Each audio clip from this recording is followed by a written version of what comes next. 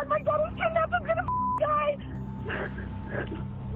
Help me, please. Child exploitation has been a problem for longer than the internet has existed, but never like this. Children are groomed for months, taken advantage of virtually where no one is supervising them, and the material the child sends them, like sexts, are often held against them in threats. They are told that on the other side is a friend, someone like them, and what older people may flag immediately is explained away to kids. Kids are sometimes even scouted out online for fraud and selling drugs.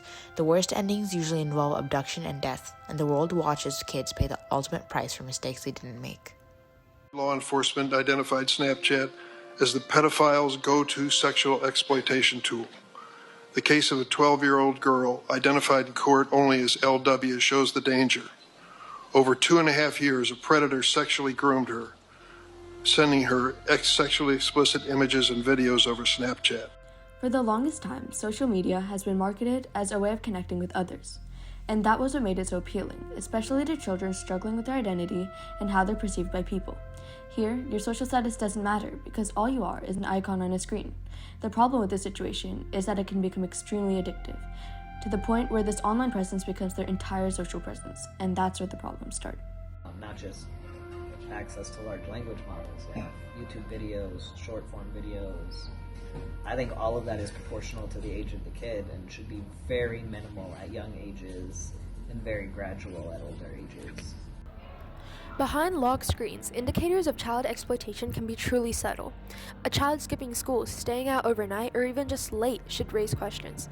New possessions, followed by the misuse of drugs and alcohol or other inappropriate conduct, is the first clue. Fear and panic manifest, and drastic physical changes occur in appearance, hygiene, and mood. They become withdrawn and struggle with mental health or self-harm when illusions of isolation set in.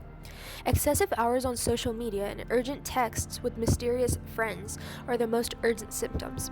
These are not random events, they are signals telling a gruesome story that needs our attention. The sense that I pulled for that Instagram post was, I saw you at the mall today and you look so beautiful. And this is somebody talking about a 4-year-old. So it's showing that you don't really know who your follower base is if you have a public account. Though there is no set persona for a child exploiter, there are common traits among many of them. Almost all of them lie about their age and interest in getting closer to children, which is what makes social media so untrustable. They seem sweet and kind in the beginning before the slow transformation to inappropriate requests. Exploiters do everything they can to remain a secret, choosing games that adults do not oversee and scaring kids away from confessing the situation to their parents. It's like an online game forum. I know a lot of people got on, but I really didn't know a whole bunch about it originally. The worst of it may be that exploiters are patient and persistent, spending time with the children to manipulate them. They're just communicating, baby, what are you doing? I miss you. What are you wearing? They get you thinking that they have more to offer you than your friends, than your parents, than your teachers. And so this doesn't happen overnight. It's a process that happens over time. So at some point, that person then makes a suggestion, and because the student, the child, the kid has become so connected to that person digitally, they'll do whatever that person says. James Timothy Wood was a senior in high school, a stellar athlete, and an only child with high aspirations. In November 2022, Samuel and Samson Ogoshi pretended to be a teenage girl, sending explicit photos to him and asking for some in return. When he sent them back, he was sent aggressive texts saying he would be considered disgusting if anyone ever saw. They followed through on some threats, sending his video to friends and family. They told him repeatedly to kill himself. He followed through with this. In 19.5 hours, he was sent over 200 texts. Finally, according to Streetsboro, Ohio, no crime took place. Legislation did not protect James, making some version of his fears of defenselessness true in his death.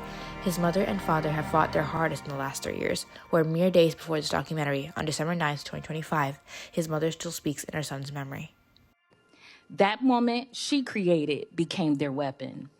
The attackers came, not one person, but what we believe at least 4. For nearly 20 hours, they attacked, threatened, terrorized, dismantled my child. When the Declaration of Independence was written, it promised every person the right to life, liberty, and the pursuit of happiness. Child exploitation takes those rights away from the most vulnerable among us. The reality is, the internet is a dangerous place, often normalized to be a necessary part of our lives. Because of this, there are several steps that we can take to protect ourselves. First, making sure that social media accounts are set to private provides secrecy and protection online, separating kids from predators. In the case that predators have already contacted you, it's important to tell someone right away, whether it's a parent or a counselor at school. Dealing with a predator alone is much more dangerous than with someone behind you that can get you the help you need. Remember, you are not alone. The criminal is not you, but the person on the other end of the phone. The newest technology since the internet, AI, was seen as protection against predatory behavior online. Then, on April 11, 2025, 16-year-old Adam Rain was found dead.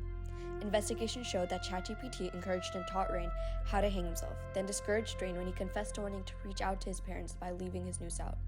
In the words of the bot, "Please don't leave the noose out. Let's make this space the first place where someone actually sees you." It is heartbreaking that we live in a world where bots online can steal the bright futures that await so many children, following negligent programming to increase interaction times. Now is the time to speak up and get justice, not only for Adam and James, but for the thousands of children who've been exploited, abducted, and killed from online predation in silence.